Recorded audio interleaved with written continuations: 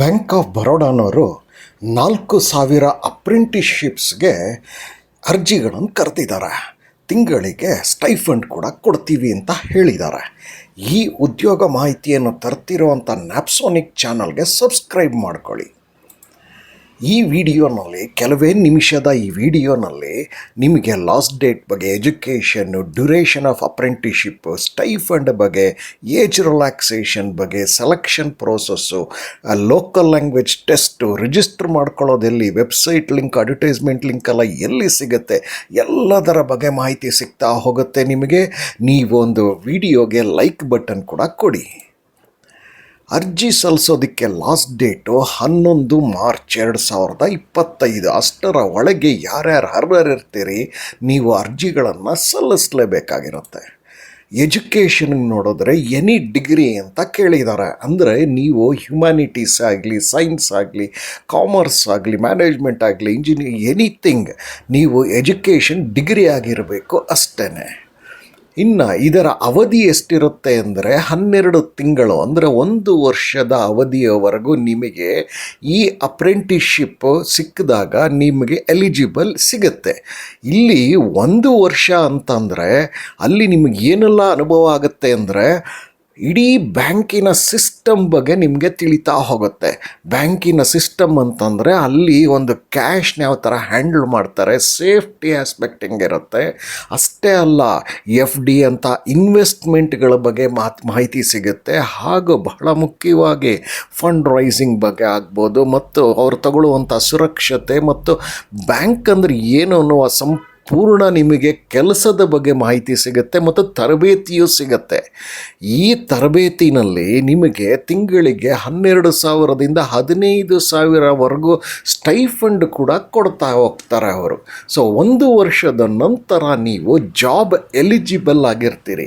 ನಂತರದಲ್ಲಿ ನೀವು ಎಲ್ಲಿಗೆ ಬೇಕಾದರೂ ಅರ್ಜಿಗಳನ್ನು ಸಲ್ಲಿಸ್ಬೋದು. ಈ ಒಂದು ರೀತಿಯಾಗಿ ವರ್ಕ್ ಎಕ್ಸ್ಪೀರಿಯನ್ಸ್ ನಿಮಗೆ ಸಿಕ್ಕಿರುತ್ತೆ. ವಯಸ್ಸಿಗೆ ಬಂದಾಗ 20ರಿಂದ 28 ಒಳಗೆ ಇರಬೇಕು ಅಂತ ಹೇಳ್ತಿದ್ದಾರೆ. ಆದರೆ ಸರ್ಕಾರದ ಏಜ್ ರಿಲ್ಯಾಕ್ಸೇಷನ್ ಏನು ರೂಲ್ಸ್ಗಳಿದೆ ಅದು ಅಪ್ಲಿಕಬಲ್ ಆಗುತ್ತೆ ಅಂತ ಕೂಡ ಅವರು ಹೇಳ್ತಿದ್ದಾರೆ. ಇಲ್ಲ ಸೆಲೆಕ್ಷನ್ ಯಾವ ಥರ ಮಾಡ್ಕೊಳ್ತಾರೆ ಅಂದರೆ ಫಸ್ಟು ಆನ್ಲೈನ್ ಎಕ್ಸಾಮ್ ಮಾಡ್ತಾರೆ. ಅದರಲ್ಲಿ ನೀವು ಸೆಲೆಕ್ಟ್ ಆಗಬೇಕು. ಸೆಲೆಕ್ಟ್ ಆದವ್ರದ್ದು ಡಾಕ್ಯುಮೆಂಟ್ ವೆರಿಫಿಕೇಷನ್ ಆಗುತ್ತೆ. ಅದಾದ ನಂತರ ಯಾವ್ಯಾವ ರಾಜ್ಯದಲ್ಲಿ ಇರ್ತಾರೆ ಆ ರಾಜ್ಯದ ಲೋಕಲ್ ಲ್ಯಾಂಗ್ವೇಜ್ಗಳದ್ದು ಟೆಸ್ಟ್ ನಡೆಯುತ್ತೆ. ಆ ಲೋಕಲ್ ಲ್ಯಾಂಗ್ವೇಜ್ ಟೆಸ್ಟ್ ಅಂದರೆ ಏನು ಅಂದರೆ ಅಲ್ಲಿ ಆ ಲೋಕಲ್ ಲ್ಯಾಂಗ್ವೇಜ್ ಸ್ಥಳೀಯ ಭಾಷೆ ಏನಿರುತ್ತೆ ಆ ರಾಜ್ಯದ್ದು, ಆ ಭಾಷೆನ ಓದೋದಕ್ಕೆ, ಬರೆಯೋದಕ್ಕೆ, ಮಾತನಾಡೋದಕ್ಕೆ ಅಷ್ಟೇ ಅಲ್ಲ ಅರ್ಥ ಮಾಡ್ಕೊಳ್ಳೋಕ್ಕೂ ನಿಮಗೆ ಬರಬೇಕಾಗತ್ತೆ. ಹಾಗೆ ನಿಮಗೆ ಆ ಲೋಕಲ್ ಲ್ಯಾಂಗ್ವೇಜ್ ಟೆಸ್ಟ್ ಅಂತಿದೆಯಲ್ಲ, ಸ್ಥಳೀಯ ಭಾಷೆಯ ಪರೀಕ್ಷೆ, ಅದರಿಂದ ನಿಮಗೆ ಎಕ್ಸಂಪ್ಷನ್ ಸಿಗಬೇಕು ಅನ್ನೋದಾದರೆ ನೀವು 10th ಮತ್ತು 12th ಸ್ಟ್ಯಾಂಡರ್ಡಲ್ಲಿ ಆ ಸ್ಥಳೀಯ ಭಾಷೆನಲ್ಲೇ ಓದಿ ನೀವು ಪಾಸಾಗಿದ್ದೀರಾ ಅಂತ ಹೇಳಿ ನೀವು ಪ್ರೂಫ್ ಕೊಡಬೇಕಾಗತ್ತೆ ಅಂತ ಹೇಳ್ತಿದ್ದಾರೆ. ನೀವು ಮುಂದೆ ನಿಮಗೆ ವೆಬ್ಸೈಟ್ ಲಿಂಕು, ಅಡ್ವರ್ಟೈಸ್ಮೆಂಟ್ ಲಿಂಕೆಲ್ಲ ಹೇಳ್ತಾ ಹೋಗ್ತೀನಿ. ಆ ಅಡ್ವರ್ಟೈಸ್ಮೆಂಟ್ ಲಿಂಕಲ್ಲಿ ನಿಮಗೆ 1-2 ಬಾರಿ ನೋಡಿದಾಗ ಅದೆಲ್ಲವೂ ಅರ್ಥವಾಗತ್ತೆ. ಬಹಳ ಮುಖ್ಯವಾಗಿ ರಿಜಿಸ್ಟ್ರೇಷನ್ ಮಾಡಿಸೋದೆಲ್ಲಿ ಅಂತ ಹೇಳಿ ನಾನಿಲ್ಲಿ ಕೊಟ್ಟಿದ್ದೀನಿ ನೋಡಿ, nats.education.gov.in ಅಂತ ಹೇಳಿ. ಇಲ್ಲಿಗೆ ನೀವು ರಿಜಿಸ್ಟ್ರೇಷನ್ ಮಾಡಿಲ್ಲದೆ ಇದ್ದರೆ ಕೂಡಲೇ ಮಾಡಬೇಕಾಗಿರುತ್ತೆ. ಅದಾದ ನಂತರ ನ್ಯಾಪ್ಸ್ ಪೋರ್ಟಲ್ನಲ್ಲಿ ನೀವು ನಿಮ್ಮ ದಾಖಲಾತಿಗಳನ್ನು ಕೊಟ್ಟು ಇದಕ್ಕೆ ಅಪ್ರೆಂಟಿಸ್ಶಿಪ್ಗೆ ರಿಜಿಸ್ಟರ್ ಮಾಡ್ಕೊಳ್ಬೇಕಾಗಿರುತ್ತೆ.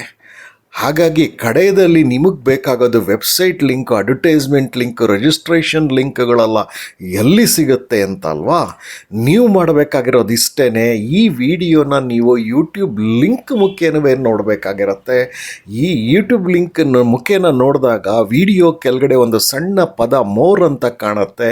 ಅದರ ಮೇಲೆ ಹೊತ್ತಿದಾಗ ನಿಮಗೆ ಡಿಸ್ಕ್ರಿಪ್ಷನ್ ಬಾಕ್ಸ್ ಓಪನ್ ಆಗುತ್ತೆ.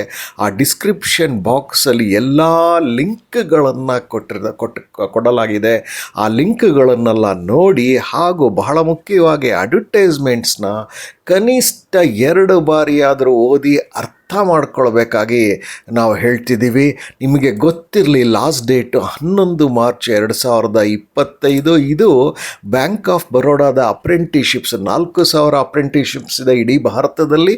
ಅದು ನಿಮ್ಮ ರಾಜ್ಯದಲ್ಲಿ ಎಷ್ಟೆಷ್ಟಿದೆ ಅನ್ನೋದನ್ನು ನೋಡ್ಕೊಳ್ಬೇಕಾಗತ್ತೆ. ನಿಮಗೆ ಈ ವಿಡಿಯೋ ಇಷ್ಟ ಆಗಿದ್ದರೆ ಲೈಕ್ ಮಾಡಿ, ಚಾನಲ್ನ ಸಬ್ಸ್ಕ್ರೈಬ್ ಮಾಡ್ಕೊಳ್ಳಿ, ನೋಟಿಫಿಕೇಷನ್ ಬೆಲ್ ಒತ್ತಿ, ಹಾಗೂ ಬಹಳ ಮುಖ್ಯವಾಗಿ ಇತರರೊಂದಿಗೆ ಹಂಚಿಕೊಳ್ಳಿ. ಎಲ್ಲರಿಗೂ ಶುಭವಾಗಲಿ. ನಮಸ್ಕಾರ.